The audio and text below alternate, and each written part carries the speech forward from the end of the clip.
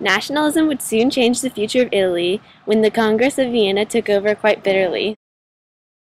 Prince Metternich of Austria wanted to keep the old empire's relationships, but when he was getting old, he decided there was no fellowship.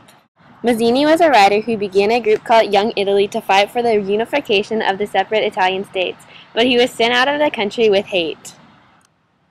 Mazzini smuggled patriotic pamphlets into Italy. He was thought to do it quite wittily. Many Italians tried to lead a successful rebellion, but Cavour and Garibaldi were the biggest hellions. The Italians finally defeated Sardinia and forced them to grant a constitution. This helped the growing revolution. Cavour the brain, Mazzini the heart, and Garibaldi the sword of Italy all took their job very literally.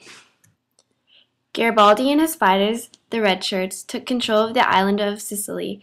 Meanwhile, Cavour had annexed territory in central Italy. Garibaldi offered the kingdom of the Two Sicilies to King Emmanuel of Sardinia.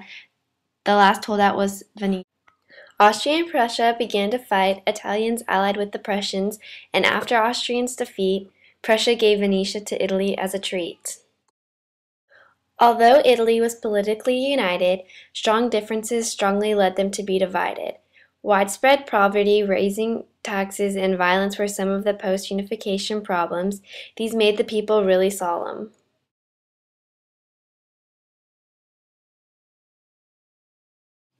A new foreign policy between Italy, Austria, and Germany led them to become friends in perfect harmony. Though the unification plan had some issues because they let the freedom be misused.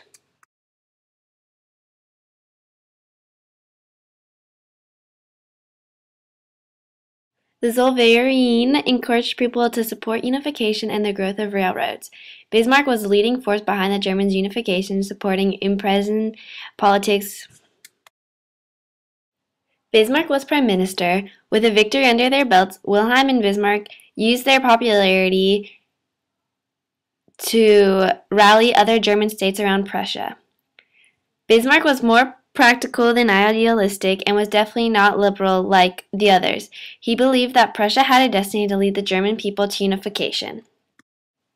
Politics of reality were soon made evident in his push to increase power of the Prussian military. In exchange for support against Austria, Italy could have territory of Venetia.